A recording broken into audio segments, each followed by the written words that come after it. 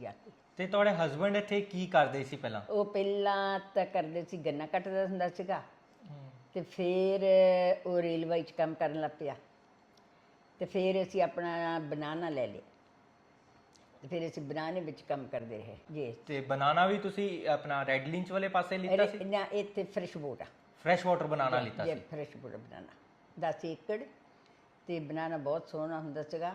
ਤੇ ਫਿਰ ਅਸੀਂ 2 ਗਾਈਆਂ ਰੱਖੀਆਂ ਦੁੱਧ ਵਾਲੀਆਂ, ਫਿਰ ਦੇਖ ਲਾ ਫਿੱਗ, ਤੇ ਦੇਖ ਲਾ ਆਪਣੀਆਂ ਚੁੱਕ, ਡੱਕਾਂ, ਗੀਸਾਂ, ਸਭ ਕੁਝ ਲੱਕ ਆਲ ਮੈਕਡੋਨਲਡ ਹੈਵੀ ਫਾਰਮ। ਤੇ ਮਾਤਾ ਜੀ ਉਸ ਸਮੇਂ 'ਚ ਤੁਸੀਂ ਜਦ ਆਏ ਸੀ, ਉਸ ਸਮੇਂ ਦਾ ਦੱਸਿਆ, ਤੇ ਅੱਜ ਦੇ ਸਮੇਂ 'ਚ ਕੀ ਫਰਕ ਤੁਹਾਨੂੰ ਲੱਗਦਾ ਹੈ? ਅੱਜ ਕੱਲ੍ਹ ਦਾ ਸਮਾਂ, ਉਦੋਂ ਸਮਾਂ ਬਹੁਤ, ਜਾਣੀ ਮੈਨੂੰ ਨਹੀਂ ਸੀ ਬਾਤ ਆਉਂਦੀ ਕਰਕੇ ਕਿ ਨਾ ਇੰਗਲਿਸ਼, ਤੇ ਡਿਫਰੈਂਟ ਸੀਗਾ, ਪਰ ਹੁਣ ਬਹੁਤ ਬਹੁਤ ਫਰਕ ਹੈ। ਹੁਣ ਤਾਂ ਆਪਣੇ ਬੰਦੇ ਬਥੇਰੇ ਇੱਥੇ ਆਏ ਆ, ਉਦੋਂ ਪਹਿਲਾਂ ਮੈਨੂੰ ਇਕੱਲੀ ਆਈ ਸੀਗੀ, ਤੇ ਹੋਰ ਇੱਥੇ ਕੋਈ ਹੈ ਨਹੀਂ ਸੀਗਾ।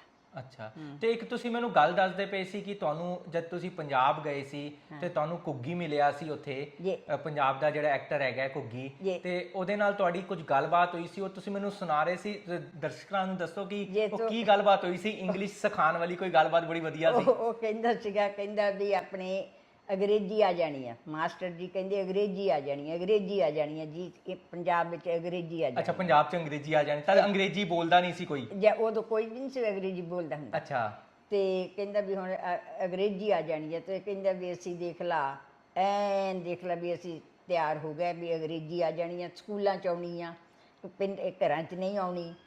ਤੇ ਇਹ ਕਹਿੰਦਾ ਫਿਰ ਦੂਸਰੇ ਦਿਨ ਸਕੂਲੇ ਗਏ, ਤੇ ਮਾਸਟਰ ਉਹਨਾਂ ਦਾ ਕਹਿਣ ਲੱਗਾ ਵੀ ਦੇਖ ਲਾ ਵੀ ਤੁਸੀਂ ਬੈਠੋ, ਤੁਹਾਨੂੰ ਅਜੇ ਅੰਗਰੇਜ਼ੀ ਸਿਖਾ ਲੈਣੀ ਆ। ਤੇ ਉਹ ਕਹਿੰਦਾ ਵੀ ਹੱਥ, ਉਹ ਕਹਿੰਦਾ ਵੀ ਆ ਹੱਥ ਆ, ਹਾਂਜੀ ਹੱਥ ਆ, ਹੱਥ ਆ, ਹੱਥ ਆ, ਨਹੀਂ ਕਹਿੰਦਾ ਉਹਨਾਂ ਨੂੰ ਹੈਂਡ ਕਹੀਦਾ, ਹੈਂਡ ਕਹੀਦਾ। ਉਹ ਨਿਆਣੇ ਕਹਿਣ ਲੱਗ ਪਏ ਹੈਂਡ, ਹੈਂਡ, ਹੈਂਡ। ਫਿਰ ਉਹ ਕਹਿੰਦਾ ਬਈ ਆਹ ਕੀ ਆ? ਉਹ ਕਹਿੰਦੇ ਕੰਨ, ਕੀ ਕੰਨ? ਉਹ ਕਹਿੰਦਾ ਨਹੀਂ, ਇਹ ਆਇਆ, ਇਹ ਆਇਆ। ਤੇ ਉਹ ਫਿਰ ਕਹਿਣ ਲੱਗੇ ਵੀ ਆਹ ਕੀ ਆ? ਕਹਿੰਦੇ ਪੈਰ। ਕਹਿੰਦੇ ਨਾ, ਇਹਨਾਂ ਨੂੰ ਫੁੱਟ ਕਹੀਦਾ, ਫੁੱਟ ਕਹੀਦਾ। ਤੇ ਉਹ ਦੇਖ ਲਾ ਘੁੱਗੀ ਵਿਚਾਰੇ ਸਾਰੇ ਥੱਲੇ, ਉਹ ਕਹਿੰਦੇ ਅੱਜ ਤਿੰਨੇ ਚੀਜ਼ਾਂ ਦੱਸਣੀਆਂ, ਕੱਲ੍ਹ ਨੂੰ ਤੁਹਾਨੂੰ ਪੁੱਛਣੀਆਂ, ਫਿਰ ਤੁਹਾਨੂੰ ਉਹ ਗਾਹਾਂ ਦੱਸਾਂਗੇ। ਤੇ ਉਹਨੇ ਹੱਥ ਤਾਂ ਖੜਾ ਕਰ ਲਿਆ। ਕਹਿੰਦਾ ਮਾਸਟਰ ਜੀ, ਮਾਸਟਰ ਜੀ, ਮੈਂ ਇੱਕ ਹੋਰ ਗੱਲ ਪੁੱਛਣੀ ਚਾਹੁੰਦਾ ਤੁਹਾਨੂੰ। ਉਹ ਕਹਿੰਦਾ ਜੀ ਪੁੱਛੋ। ਕਹਿੰਦਾ ਧੁੰਨੀ ਨੂੰ ਕੀ ਕਹਿੰਦੇ ਆ? ਮਾਸਟਰ ਕਹਿੰਦਾ ਧੁੰਨੀ ਦਾ ਤਾਂ ਮੈਨੂੰ ਵੀ ਨਹੀਂ ਪਤਾ, ਇਹ ਮੈਂ ਸਿੱਖਣੀ ਆ। ਅੱਛਾ, ਅੰਗਰੇਜ਼ੀ ਧੁੰਨੀ ਨੂੰ ਕੀ ਕਹਿੰਦੇ ਨੇ?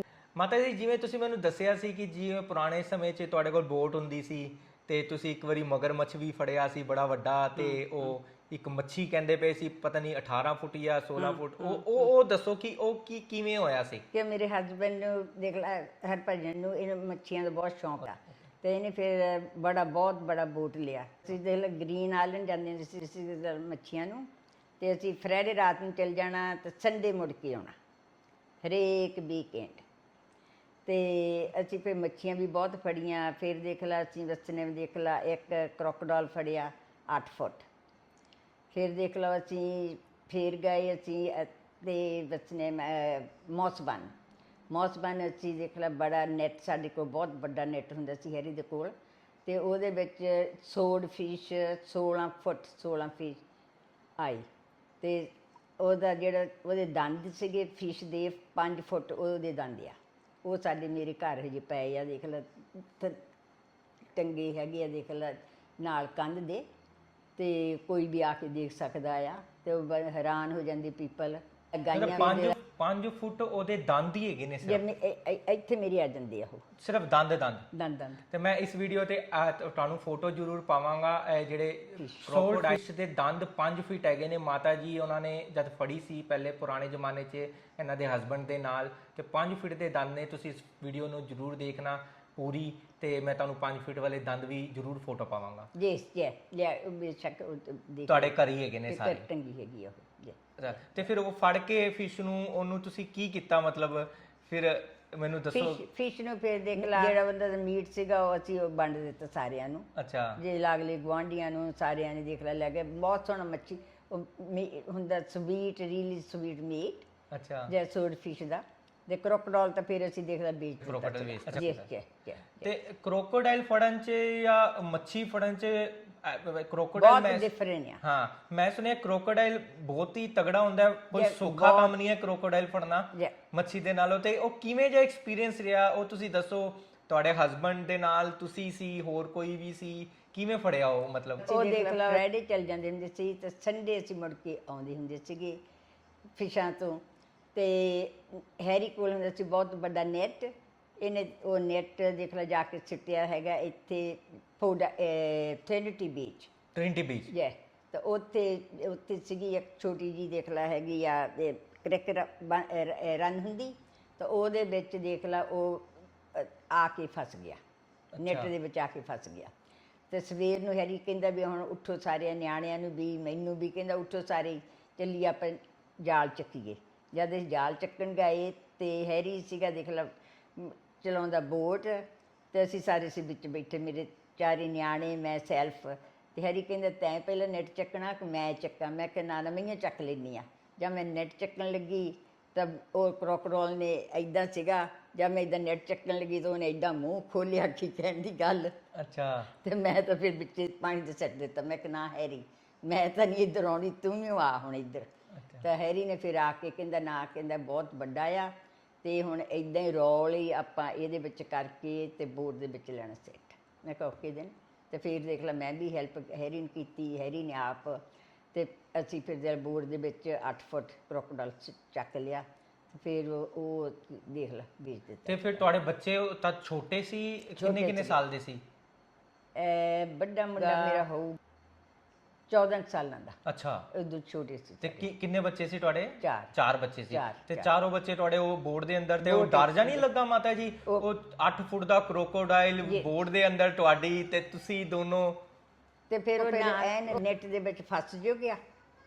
ਉਹ ਤਾਂ ਫਿਰ ਹੈਨੀ ਮੂੰਹ ਦਿੱਤਾ ਬੰਨ, ਜਾਂ ਮੂੰਹ ਬੰਨ ਦਿੱਤਾ ਤਾਂ ਫਿਰ ਉਹ ਨਹੀਂ ਸੀ ਕੁਛ ਕਰ ਸਕਦਾ। ਅੱਛਾ, ਫਿਰ ਕੁਝ ਨਹੀਂ ਕਰ ਸਕਦਾ ਫਿਰ ਨਹੀਂ ਸੀ ਕੁਛ ਕਰ ਤੇ ਸਕਦਾ। ਉਹਨੂੰ ਚੱਕਣ 'ਚ, ਉਹਨੂੰ ਲਿਫਟ ਕਰਨ 'ਚ ਤੇ ਕੋਈ ਪ੍ਰੋਬਲਮ ਨਹੀਂ ਹੋਈ? ਤੇ ਜਦ ਫਿਰ ਉਹਨੇ ਇਦਾਂ ਖਿੱਚ ਕੇ ਕਿ ਨਹੀਂ ਤਾਂ ਬੋਟ ਫਿਰ ਇਦਾਂ ਜਦ ਵਿੱਚ ਖਿੱਚਣ ਲੱਗਾ ਤੇ ਬੋਟ ਉਹ ਥੱਲੇ ਨੂੰ ਹੋ ਗਿਆ। ਥੱਲੇ ਨੂੰ ਹੋ ਗਿਆ ਤੇ ਫਿਰ ਵਿੱਚ ਫਿਸ਼ ਵੀ ਇਦਾਂ ਹੀ। ਅੱਛਾ, ਸੋਲਫਿਸ਼ ਵੀ ਨਹੀਂ।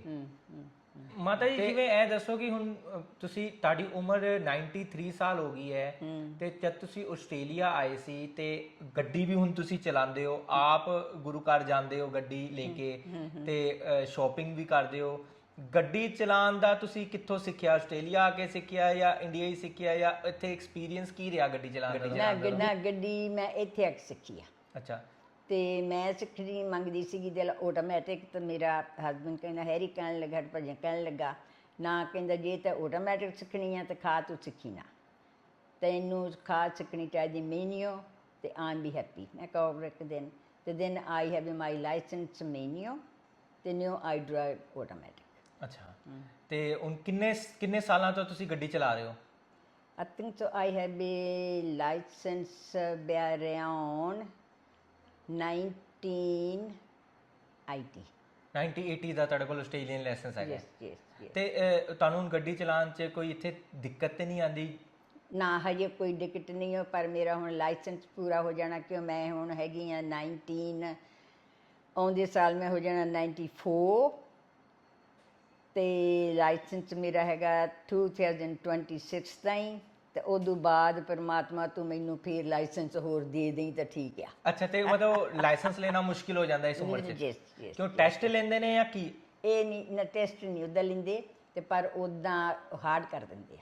ਅੱਛਾ, ਹਾਰਡ ਕਰ ਦਿੰਦੇ ਨੇ ਕਿਉਂਕਿ ਏਜ ਦੇ ਹਿਸਾਬ ਦੇ ਨਾਲ। ਆਇਚ ਦੇ ਹਿਸਾਬ ਦੇ ਨਾਲ। ਤੇ ਜੀ ਹੁਣ ਮੈਂ ਬੈਰੀਲ ਕੇਫਲ ਚਲਾਉਂਦੀ ਹਾਂ ਵੀ ਕਿਤੇ ਮੇਰਾ ਸਪੀਡ ਦੇ ਵਿੱਚ ਮੈਨੂੰ ਪੁਲਿਸ ਫੜ ਨਾ ਲਵੇ, ਪੁਲਿਸ ਦੇ ਵਿੱਚ ਫੜ ਨਾ ਲਵੇ। ਅੱਛਾ।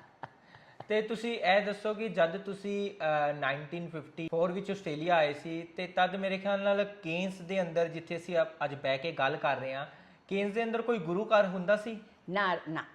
ਤੇ ਫਿਰ ਆਪਾਂ ਆਪਣੇ ਕਲਚਰ ਤੇ ਕਿੰਨੇ ਕੁ ਪੰਜਾਬੀ ਹੁੰਦੇ ਸੀ ਤਾਂ 1904 ਪੰਜਾਬੀ ਬਹੁਤ ਥੋੜੇ ਹੁੰਦੇ ਸੀ, ਬਹੁਤ ਬਿਲਕੁਲ ਥੋੜੇ ਹੁੰਦੇ ਸੀਗੇ। ਤੇ ਫਿਰ ਅਸੀਂ ਦੇਖ ਲਾ ਇਹਨਾਂ ਨੇ ਮਹਾਰਾਜ ਬੀੜ ਲਿਆਂਦੀ ਇੰਡੀਆ ਤੋਂ, ਤੇ ਜਦ ਮਹਾਰਾਜ ਦੀ ਬੀੜ ਇੰਡੀਆ ਤੋਂ ਲਿਆਂਦੀ ਤਾਂ ਇੱਕ ਘਰ ਨੇ ਰੱਖੀ ਸੀਗੀ, ਉਹ ਮਝੈਲੀ ਸਾਦੇ ਉਹਨਾਂ ਦੇ, ਤੇ ਫਿਰ ਉਹਨਾਂ ਦੇ ਘਰ ਮਨਾਉਣ ਲੱਗ ਪਏ ਸੀਗੇ। ਅੱਛਾ, ਉਸ ਤੋਂ 94 ਤੋਂ ਬਾਅਦ ਜਿਹੜਾ 90 ਗੈਸ ਆਈਟੀ ਦੇ ਵਿੱਚ, 80 ਵਿੱਚ ਚਾਲੂ ਹੋਇਆ ਸੀ ਇਹ। ਆਈਟੀ ਦੇ ਵਿੱਚ। ਅੱਛਾ 80 ਤਾਂ ਉਸ ਤੋਂ ਪਹਿਲਾਂ ਤੁਸੀਂ ਆਪਣੇ ਘਰ ਹੀ ਬਸ ਜਿਹੜਾ ਮਹਾਰਾਜ ਦਾ ਨਾਮ ਜੇ ਲੈਂਦੇ ਮਹਾਰਾਜ ਦੇ ਘਰੇ ਓਕੇ ਘਰੇ ਮਹਾਰਾਜ ਦਾ ਨਾਮ ਲੈਂਦੇ ਸੀ। ਜੇ ਇਸ ਦੇ ਸੰਗਰਾਂਦ ਵਾਲੇ ਦਿਨ ਪ੍ਰਸ਼ਾਦ ਬਣਾ ਲੈਣਾ, ਨਿਆਣੇ ਕਹਿਣਾ ਸੰਗਰਾਂਦ ਆ, ਅੱਛਾ ਜੇ ਪ੍ਰਸ਼ਾਦ ਦੇਖ ਲਓ ਮੈਂ ਬਣਾ ਲੈਂਦੀ ਮਤਲਬ ਸ਼ੁਰੂ ਤੋਂ ਤੁਸੀਂ ਇੱਥੇ ਆ ਕੇ ਵੀ ਉਹ ਰੱਬ ਦਾ ਨਾਮ ਆਪਣੇ ਬੱਚਿਆਂ ਦੇ ਨਾਲ ਜ਼ਰੂਰ ਬਹਿ ਕੇ ਲੈਂਦੇ ਸੀ। ਲੈਂਦੇ ਆ। ਚਲੋ ਬਹੁਤ ਚੰਗੀ ਗੱਲ ਹੈਗੀ ਹੈ। ਤੇ 80 ਵਿੱਚ ਫਿਰ ਜਿਵੇਂ ਤੁਸੀਂ ਦੱਸਿਆ ਕਿ ਮਹਾਰਾਜ ਦੀ ਬੀੜ ਕੋਈ ਲੈ ਕੇ ਆਇਆ, ਹਾਂ। ਤੇ ਫਿਰ ਉਸ ਤੋਂ ਬਾਅਦ ਕਿਵੇਂ ਘਰਾਂ ਦੇ ਵਿੱਚ ਹੀ ਚੱਲਦਾ ਰਿਹਾ ਪ੍ਰੋਗਰਾਮ? ਨਾ ਫਿਰ ਇਹਨੇ ਐਡਮਿੰਟਨ ਜਿਹੜਾ ਆ, ਇੱਥੇ ਇਹਨਾਂ ਨੇ ਸਿਨੇਮਾ ਹਾਲ ਦੇ ਵਿੱਚ ਇਹ ਸੰਗਰਾਂਦ ਮਨਾਉਣਾ। ਅੱਛਾ ਕਿਉਂ ਉਹਨਾਂ ਨੇ ਦੇਖ ਲਾ ਬਈ ਕਹਿਣਾ ਵੀ ਸੰਗਰਾਂਦ ਵਾਲੇ ਦਿਨ ਸਾਰੇ ਇੱਥੇ ਇਕੱਠੇ ਹੋ ਤਾਂ ਠੀਕ ਆ। ਉਦੋਂ ਬਾਅਦ ਫਿਰ ਦੇਖ ਲਾ ਕਹਿੰਦੇ ਵੀ ਇੱਥੇ ਹੋਲ ਵਿੱਚ ਵੀ ਨੌ ਗੁੱਡਿਆ ਵੀ ਦੇਖ ਲਓ, ਫਿਰ ਵੀ ਹੋਲ ਹੀ ਆ, ਆਪਣਾ ਗੁਰਦੁਆਰਾ ਬਣਾਓ। ਤੇ ਫਿਰ ਇਹਨਾਂ ਨੇ ਦੇਖ ਲਾ ਐਡਮਿੰਟਨ ਵਾਲਾ ਗੁਰਦੁਆਰਾ ਪਹਿਲਾਂ ਬਣਾਇਆ, ਤੇ ਉਦੋਂ ਬਾਅਦ ਇੱਕ ਗੋਲਡਨ ਬੇਲ ਬਣ ਗਿਆ। ਤੇ ਦੁਨੀਆ ਹੁਣ ਆਪਣੀ ਦੇਖ ਲਾ, ਆਪਣੇ ਭੈਣ ਭਰਾ ਸਾਰੇ ਇੱਥੇ ਆਉਂਦੇ ਆ ਆਸਟ੍ਰੇਲੀਆ ਦੇ ਵਿੱਚ। ਤੇ ਹੁਣ ਦੇਖ ਲਾ ਇਨਸਵੇਲ ਕਹਿੰਦੇ 2 ਬਣਨੇ ਆ, ਤੇ ਗਾਹਾਂ ਤੇ ਗਾਹਾਂ ਜਿੱਦਾਂ ਦੁਨੀਆ ਵੱਧਦੀ ਜਾਂਦੀ ਆ ਆਪਣੇ ਪੰਜਾਬੀ, ਉੱਦਾਂ ਦੇਖ ਲਾ ਗੁਰਦੁਆਰੇ ਵਧੀ ਜਾਂਦੇ ਆ।